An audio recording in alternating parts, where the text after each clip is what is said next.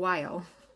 I had intended to do kind of more frequent craft tutorials, but life, it just hasn't happened. But yeah, I'm back today because I'm sitting at my desk making some of these knotted hairbands. So I thought I might make a wee tutorial just now while I'm making them and show you guys how I make them. I know there's probably a few tutorials around on YouTube on how to make these, and I think there's a few different methods, but I've developed one over the last couple of years that I've been making them to sell in my shop. I've developed what I think is probably the easiest way and the quickest way to make them, so I thought I would show you guys. Yeah, so let's get into it. What you will need is some fabric. A scrap is probably fine. A fat quarter is more than enough to make a few knot bands. I have chosen some nice Disney festive print fat quarters from Hobbycraft. Fat quarters are great because they're not expensive and you can get usually a bundle of some nice different prints, which will give you a few options of different ones to make. So yeah, so you'll need some fabric, you will need scissors, measuring tape, you'll need some cardboard or paper even would be fine to make a template for the bow, and you will need something to turn it through because basically we're going to make a tube of fabric and you'll need something to turn it through. Some people use like a proper turning tool. You could use a pencil, you could use a chopstick. I use a reusable straw because I have a bunch of them and it works quite well. And I think that's it, and obviously sewing machine and thread. As always, you can hand sew them, but it would be quite time consuming, so if you've got a sewing machine it makes it much quicker and easier. Oh, and also preferably a glue gun. Again, you can sew it, but a glue gun and hot glue will make it quicker. So I think that's everything. It would help if I remembered that you need a hairband, obviously. So sorry to my American friends, this is going to be in centimetres and not inches, just because that is how we usually work here in the UK and that's the measurement that I'm used to using. So first of all, what you're going to want to do to get the measurement for your length of fabric that you're going to need is you're going to want to measure round the outside of your hairband that you're going to use. Any kind of hairband is fine. Amazon's good. I usually get hairbands from Amazon. eBay's fine if you're just out and about shopping. Claire's, somewhere like that. So mine is just under 37 centimetres. So I'm going to cut my length to 38 because you need that little bit extra to give you some wiggle room. My hairband is 2 centimetres wide, but obviously to go all the way around it and have a bit of extra, because you don't want it to be like really tight to the band, you want to have a bit of extra fabric because it just looks nicer. So what you're going to do is you're going to measure the width of your band. I like a 2 centimetre band, and you're going to times that by 4. So my fabric will need to be 38 centimetres long by 8 centimetres wide. So I've got a strip that I've cut already. Like I said, I got some really cute fat quarters from Hobbycraft in different festive Disney prints. So I've already made a couple in this print, which has got the Mickey and Minnie and some wee baubles. So I'm going to make one with the stockings now. So once you've cut that length, that is the first part done. And then what you're going to want to do is make a little template to cut the bow part. Now you can do different kind of shapes and sizes of bows. I like a bow that's not too massive, but it's up to you. You can make a really big bow. I know some people like them to be quite triangular shaped, whereas mine's more, I don't know what you would call that, but it's got kind of more curved, rounded edges. So this is how my template looks. You can probably, if you have a look online, download a template from somewhere. I'm sure there's loads around. I've just kind of messed around and made my own. So make a template and then you can cut 2 for the bow part, and I'll show you in a second how you need to cut these ones. So what you want to do when you're cutting this is you want to fold your fabric in half, and you want to place your template on the edge of the fabric so that when you open it out it will look like that. So I've cut it on the fold like that, and then when you open it out it's like that. So you can draw around it or you can just cut straight around it, and you want to do 2 of those, because what we're going to do when we sew them is we're going to place them right sides together like that. See, this is why I haven't done a craft tutorial in ages, because there's always a child with me. It's Cora's little hand that you can see there. Yeah. Once you've done that, you will have your long strip. That will be just a little bit longer than the length of your hairband, plus 4 times the width of it. And then you will have 2 bow pieces, which you're going to sew together. Whoa! This one we need to turn into a tube. So I'm going to go ahead and show you the very quick and easy way that I do this to get it into a nice shape for the hairband. I've seen a lot of people do cut 2 strips and sew them together. To me, like, I don't have time for that. That's too time consuming.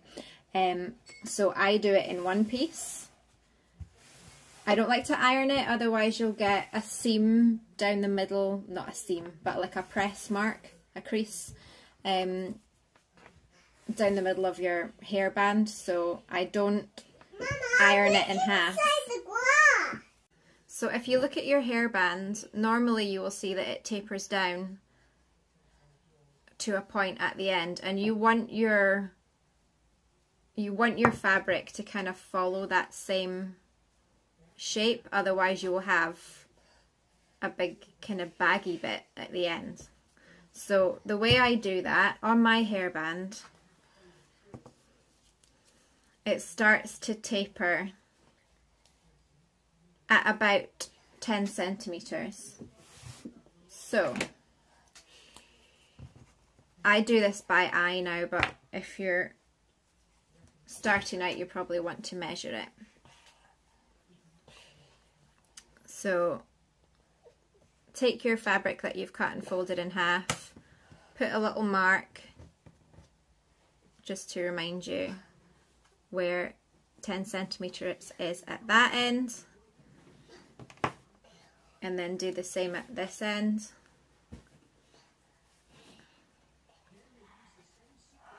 $10 centimeters. I'm just going to put a little mark there, and that will remind me where I need to start narrowing it. And I think we are ready to sew. Here we go. So I will include some very basic sort of sewing instructions. Obviously, if you're more experienced, sorry, that's going to be boring, but just might be helpful for people who haven't done much sewing. Maybe they've got their first sewing machine, or they've like borrowed one just to try and have a play around with. So I'll include some very basic sewing instructions, so sorry if that's boring, but it might help some people out. So where I've made my little mark there with my pen at 10 centimeters, that is where I'm going to put my needle down. Remember, always you want your threads to be underneath your foot and coming out behind. So I find with this you don't really need to be precise because we've, quadrupled. Because we've quadrupled the width and there will be extra wiggle room in the fabric. You don't need to be super precise with the way that you taper it down. So a couple of stitches, just straight stitches forward and back, and then you're going to want to just come down in a almost like a V, a long V, almost to the end.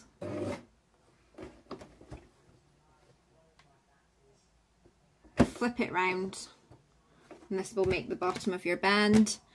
I don't have this measured, like I just know off the top of my head that like 4 or 5 stitches is fine for mine, but I guess you could measure if you wanted to be precise about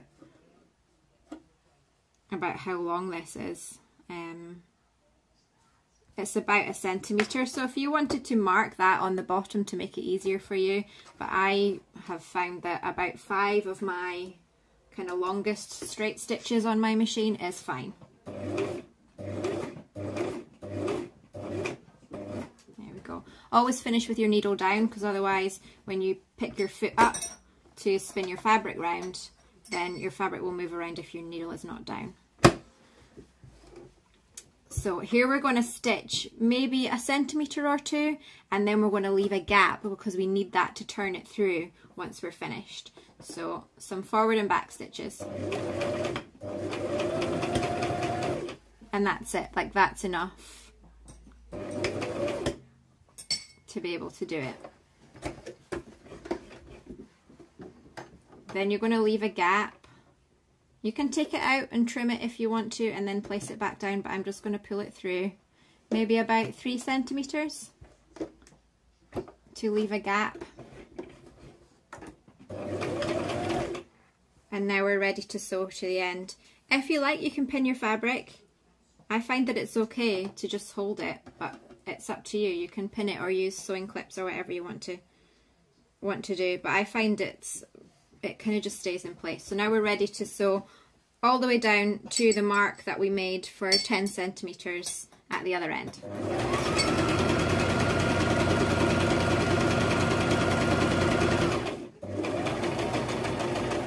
And that is about 10 centimetres there. So now again we want to taper it down at the end.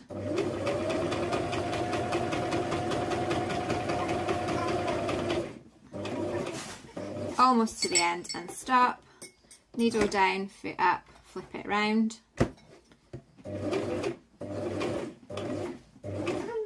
Again about 4 or 5 stitches, needle down, flip it round, and then you want to just taper it the same on the other side. Just nice and gradually up to that 10 centimetre mark. Couple of backward stitches and that is done. That is what it looks like. And we just need to trim our threads. Are you okay, Cora Elizabeth? Yes.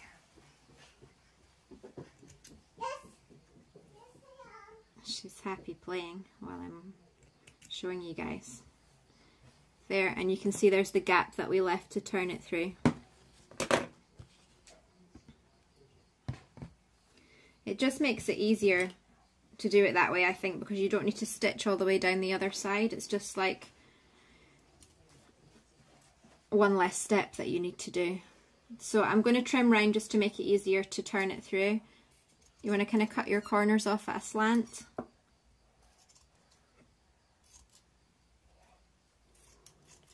And then just trim off any kind of excess bulky bits, because that will just make it easier when you turn it through. Okay, so when I turn it through, I start with the short end first. Poke that bit through. Get your turning tool or your chopstick or your pencil or your straw or whatever you're using and turn that bit through. And then start to do the long side. So I get it started just by poking it through with my finger, and then I'll put my straw in. Here we go. And just give it a wiggle.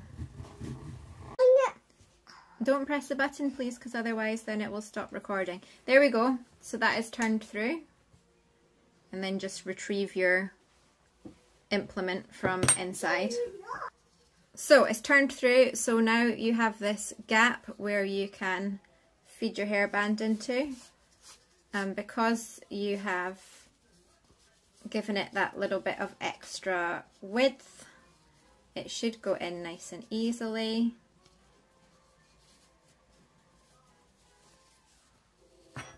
There we go. And then just pull that over the end. And we're in. And instead of having two seams, like if you'd sewn two bits together, you would have two seams. So instead of having two seams, you just have this little dart on either side where you've tapered it in to follow the shape of your hairband. So all you need to do now, and then this is the first part completely done, all you need to do now is just either sew, if you want to, hand sew it, or hot glue it in place. So I'm just going to fold the little edges in, pop a little bit of glue on that seam and glue that in place. So I'll just nip off and do that now. Okay, so for the bow, like I said, you want to place your two bits that you've cut with your template right sides together. When you start, you want to start maybe about halfway down the long middle section of the bow when you start to sew. Again, it's just a straight stitch. Forward and back stitch. And just follow your way around.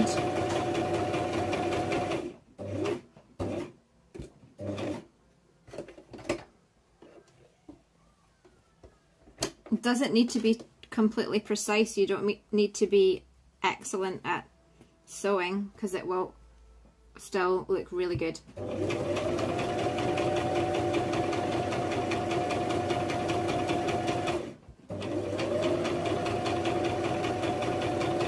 And again, like, I just hold mine in place, but if you want to pin yours, you can pin it if you would feel better.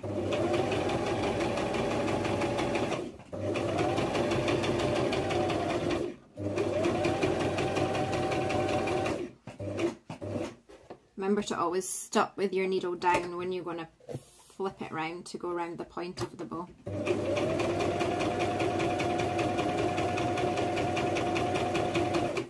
And when you get to this point, so you can see where I've started, you just want to leave, again like we did with the hairband part, you want to leave a gap of maybe about 3 centimeters or so, just so you can turn it through. So when I come round here, I'm going to stop my back stitch. And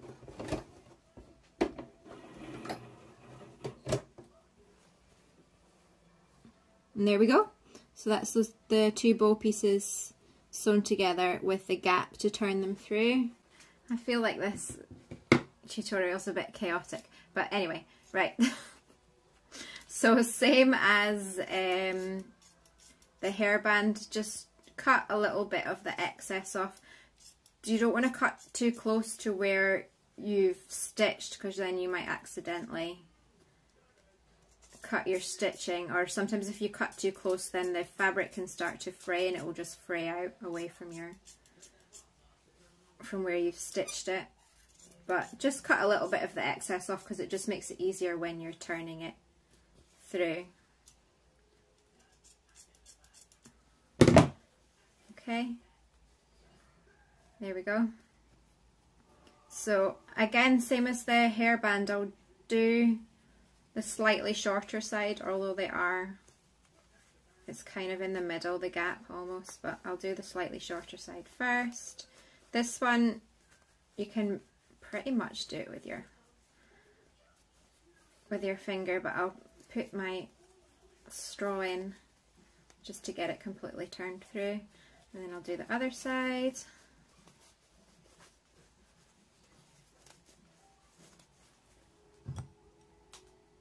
Put my straw in. So I have heard some people say they like to use a pencil just to push the seams out. I haven't tried that, but I've heard it works quite well.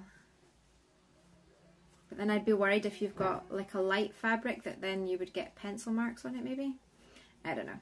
Anyway, right, so that is that turned through. If you want to, if you feel like the shape of your bow is not quite right, you can then give it a press. I don't really think it needs it, because you'll see once you tie it on, it'll puff out in quite a nice shape. So again, like the hairband, you're just going to have a little gap there in the seam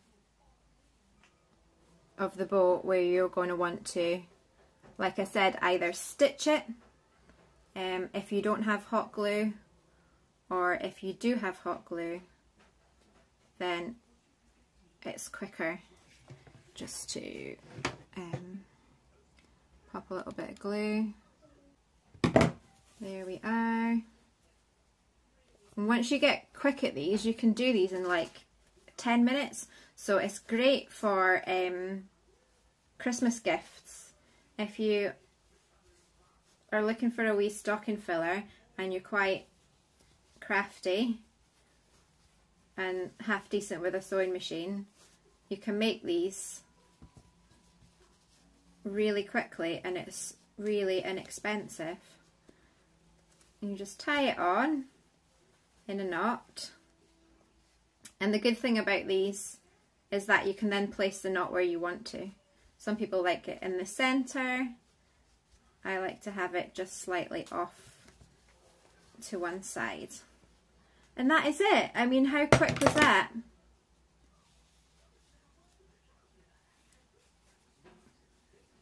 There we are, done.